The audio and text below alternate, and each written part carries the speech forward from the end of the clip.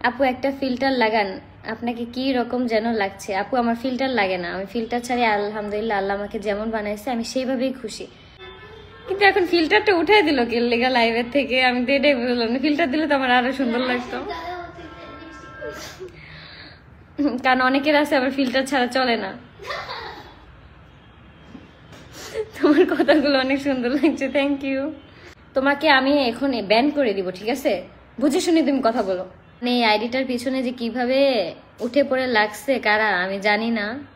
অবশ্যই আমি দোয়া করি তাদেরকে আল্লাহ নেক হায়াত দান করুক।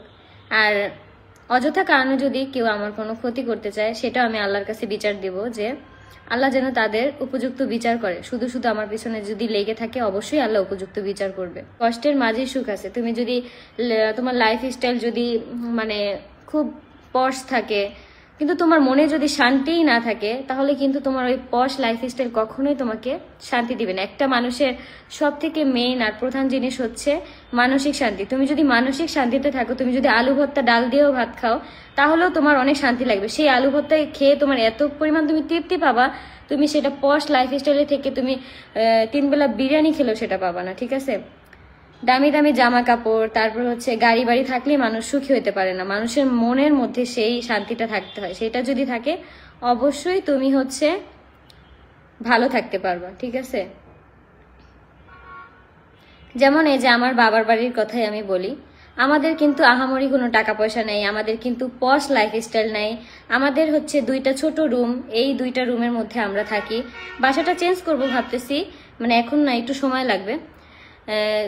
তো আমরা কিন্তু আলহামদুলিল্লাহ খুব ভালো আছি। আমাদের বাসায় কিন্তু ডেলি ডেলি মুরগি মাছ মাংস রান্না হয় না, আমরা কিন্তু সব মিলিয়ে ঝিলেই খাই, যেহেতু আমাদের একটা মধ্যবিত্ত ফ্যামিলি।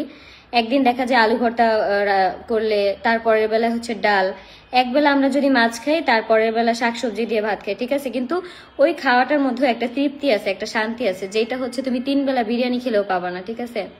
আর আমাদের লাইফ স্টাইল খুবই সাধারণ।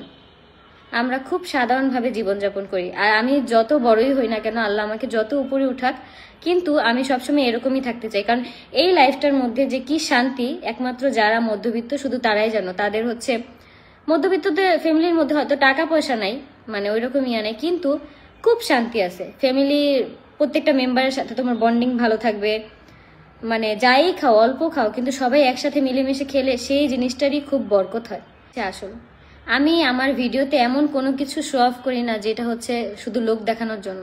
আমার লাইফটা যেমন, আমি আমার লাইফটাকে যেমনভাবে রান করতেছি, আমার ছেলের লাইফটা আমি যেমনভাবে রান করতেছি, আমি আমার ক্যামেরায় আমার ভিডিওতে আমি সবকিছু ওই রকমই দেখাই। আমি পশ ভাবে কোনো কিছু দেখাই না, আজকে এইটা কিনলাম কালকে ওইটা কিনতেছি, আমার ফার্নিচার এত এত দামি দামি দামি দামি ড্রেস আপ করতেছি, আমি কখনোই এরকম কিছু দেখাই না। আমি যে জিনিসটা আমি 200 টাকা দিয়ে কিনি, সেটা আমি তোমাদের সাথে শেয়ার করি, যেটা আমি 200 টাকা দিয়ে কিনছি। যেটা আমি 10 টাকা দিয়ে কিনি, সেটা আমি তোমাদের সাথে শেয়ার করি, যেটা আমি 10 টাকা দিয়ে কিনছি। আমার ভিডিওতে কোনো লুকোচুরি কোনো কিছু পাবা না, তোমরা কোনোদিনও পাবা না। আমার যে ডেইলি ব্লগগুলো যায়, আমার সারাদিন যেমন কাটে ঠিক তেমনই যায়। আমি সারাদিন যেই আলু ভর্তা, শাক, ডাল, মাছ যা দিয়েই খাই, আমি সেটাই তোমাদেরকে দেখাই। আমার ভিডিওর মধ্যে কোনো কোনো কিছু মিথ্যা পাবা না। অনেকেই ভিডিও বানায় যে আজকে এইটা কালকে সেটা, ভিডিওর মধ্যে এত দেখানোর মতো কিছুই না। আমি যেমন, আমাকে যদি সবাই এমনভাবে অ্যাকসেপ্ট করে, এটাই আলহামদুলিল্লাহ। দেখানো জিনিসও বোঝা যায়, আর যেটা হচ্ছে রিয়েল সেটাও বোঝা যায়। মানুষ সবই বুঝে, ঠিক আছে? আর অবশ্যই সবাই সুন্দরভাবে জীবনযাপন করার চেষ্টা করবা। লাইফ যখন যেরকম সেইভাবে আমাদের থাকতে হবে। আল্লাহ আমাদের কপালে যা রাখছে তাই হবে। আরেকজন যে পশভাবে লাইফ স্টাইল করলো, আরেকজন মানে খুব দামি দামি ড্রেস আপ করলো, সেগুলো দেখে আমাদের আফসোস করলে কখনোই হবে না। আমরা যেভাবে আছি সেই জায়গাটা থেকে যদি তুমি একবার বলতে পারো আলহামদুলিল্লাহ, দেখবা আল্লাহ তোমার কোনো কিছুতে কোনো কমতি রাখবে না।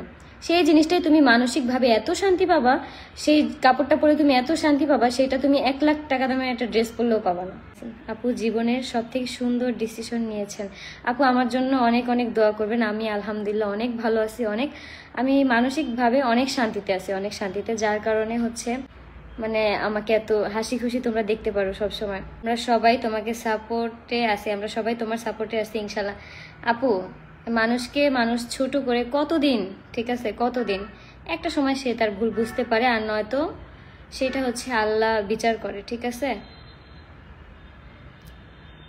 যারা আমাকে নগণ্য মনে করেছে, অপমান করেছে, আমি শুধু আল্লাহর কাছে বিচার দিই যে আমার সাথে যারা যারা খারাপ করেছে তাদের বিচার যেন আল্লাহ নিজের হাতে করে।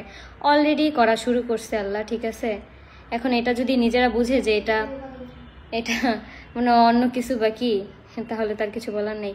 আপু আয়েশকে মানুষের মতো মানুষ করেন বাবা।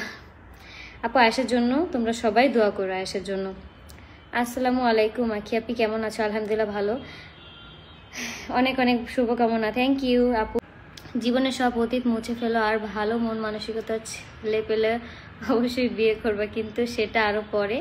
এখন আগে নিজেকে সফল করে রাখি। তুমি অনেক ছোট, তাই তুমি করেই বললাম।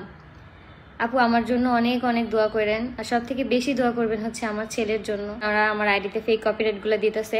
আমি শুধু আল্লাহর কাছে এতটুকুই বলবো, আল্লাহ তুমি ওদের হচ্ছে সঠিক হেদায়েত দান করো, ঠিক আছে? আমার বাচ্চাটাকে নিয়ে যদি আমি ভালোভাবে চলতে না পারি, আমার ইনকাম সোর্সই তো এখন এটার উপর যদি আমার সাথে দুশ্মনী করে, শত্রুতামি করে, এটার বিচার তুমি নিজে হাতে করো আল্লাহ।